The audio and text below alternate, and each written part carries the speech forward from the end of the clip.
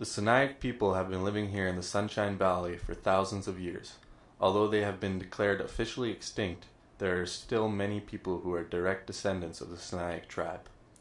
When the European explorers first arrived in the area, they came upon a rich culture which had been existing for thousands of years. Historical evidence suggests that they were heavily depopulated by one or two smallpox epidemics. Their numbers were also lowered when the official borders between the USA and Canada were established, which divided their territory. Unfortunately, they were declared extinct in 1956 under the provisions of the Indian Act. The Arrow Lakes Band ceased to exist as a band for the purpose of the Indian Act. It does not, however, mean that the Sinaiac ceased to exist as a tribal group. Little is known about the early Sinaiac people, with many myths and ideas floating around. Even so, their culture is still alive and well, connected to the land and determined to gain back their independence and titles.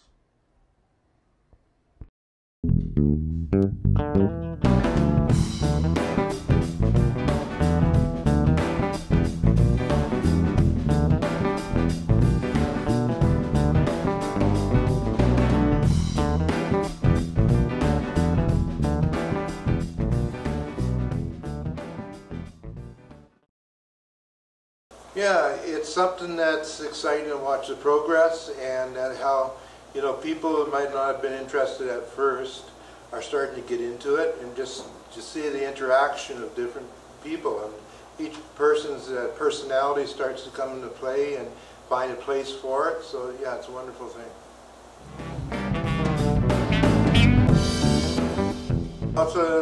It's a long-term thing.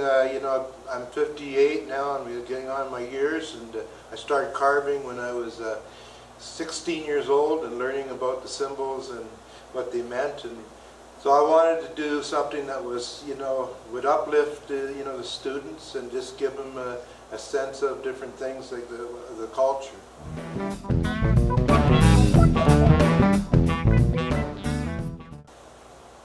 That's a difficult to answer. It's the final outcome. I have a vision of looking a certain way, but how reality steps in sometimes, it can change it. When we have to cooperate, work together, each of us putting our best efforts into it, and when we put our best efforts into it, it becomes a whole. Even though the pieces might not be perfect, it comes a nice whole piece.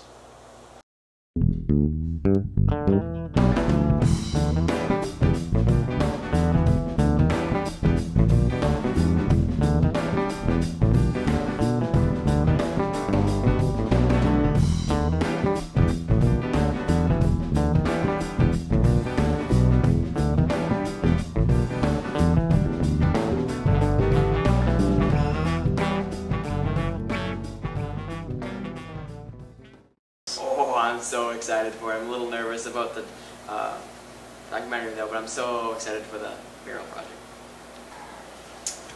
I can dig it. It's pretty cool. I've always been a fan of the native artwork thing. I like shapes and stuff. Well, I think it's a pretty pleasing design. In its early stages, it does look quite technical, but to see it when it's done will be quite the thing. It'll be quite an achievement.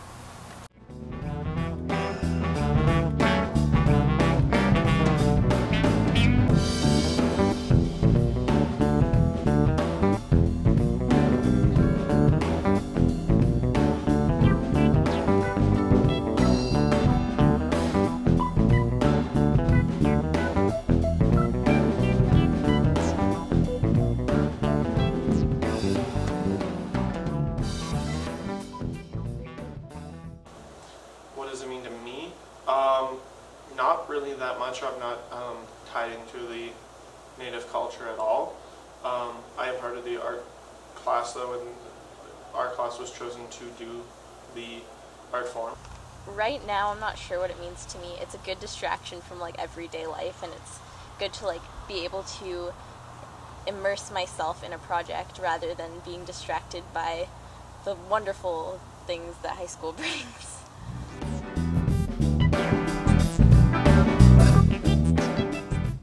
Yeah, I really am. I think, the process of creating a piece like this is about finding a niche for everybody and developing a team, and that doesn't happen overnight. So what I get excited about is seeing the team come together and people finding roles that they're comfortable with, and then once that comfort level builds, then what I start to see is comfort in the making of it. And so one good thing kind of spawns another.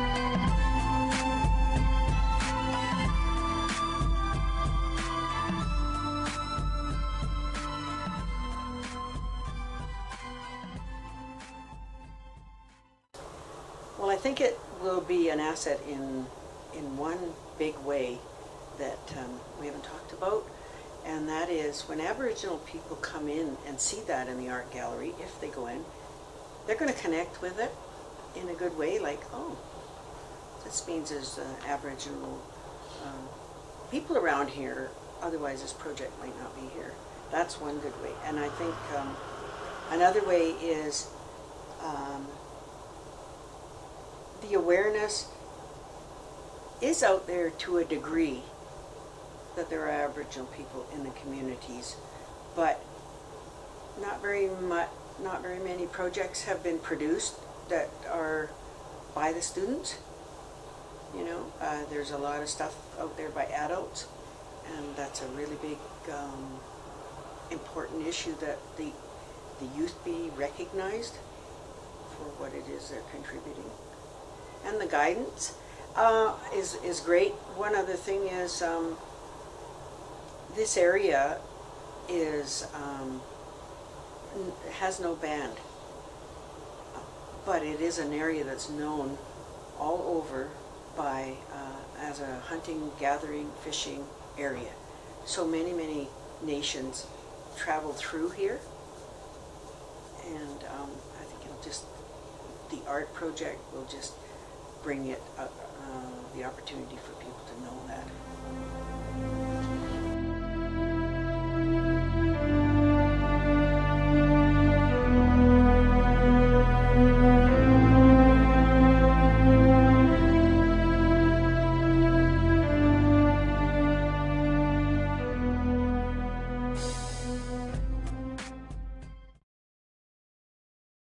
Now is it somewhere in the neighborhood of 340 students, so you can do the math on that, but there's still a lot of people in this area that have no idea that there's Aboriginal people here.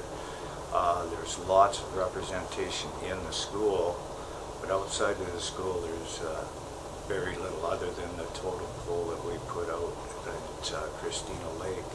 This mural, after it's put in the art gallery, I think it's going to open the door for a lot of people to start asking questions and getting the information that there is a lot of Aboriginal, First Nations, Métis, and even some Inuit people in our area. And I think a lot of people are probably going to be shocked when they find out the actual numbers.